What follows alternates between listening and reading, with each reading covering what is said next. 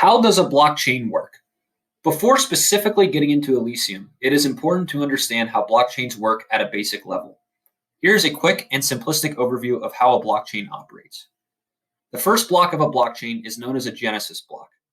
Each subsequent block contains three key pieces of information: a list of transactions happening on the blockchain within a given time period, a block hash, which is a string of letters and numbers that cryptographically represent the transactions from that block, and the hash of the previous block.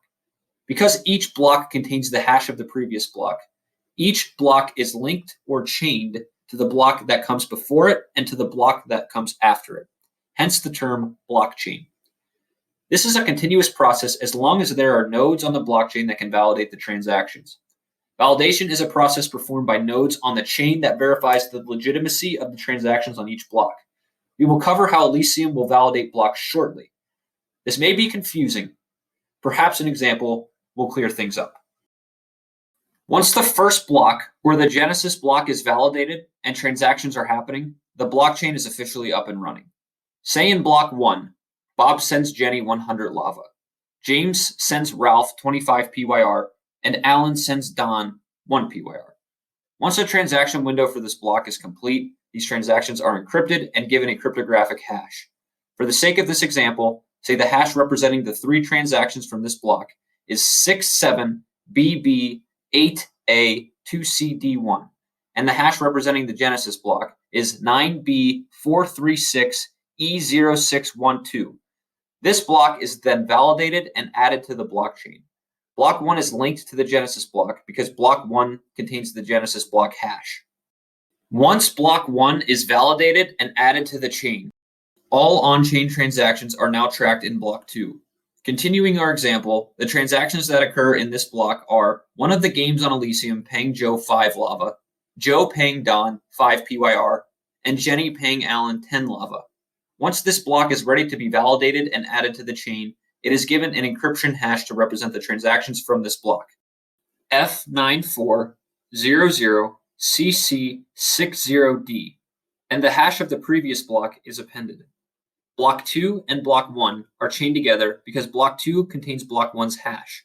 The same process happens in block 3, and this process continues to happen for as long as there are nodes available to validate transactions on this blockchain. A key feature of blockchain is the immutability of each block. Let's briefly discuss why trying to change transactions of already validated blocks is nearly impossible. Say Don is a nefarious actor. He somehow gets access to the blockchain ledger of one of the validation nodes and tries to change it. As it stands, block 2 and block 3 are chained together because the hash representing the transactions on block 2 and the hash representing the previous block's transactions on block 3 match. However, Don tries to make it so Joe paid him 500 PYR instead of 5 PYR in block 2. Essentially, this would be stealing 495 PYR from Joe. When any piece of data is changed in a block, even if it is as small as adding or deleting one space, the hash representing the transactions of the block completely changes. This is a feature of the encryption used by blockchains.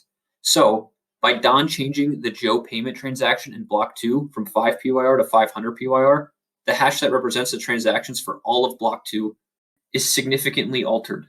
After changing a transaction, block 2's header now becomes 4F0C4D4874.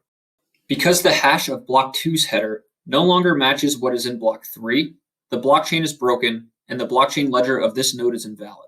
When the ledger from the invalid node is shared with all the other nodes on the blockchain, the invalid node's ledger is disregarded, and the node will likely be forbidden from validating future blocks until certain check criteria are met.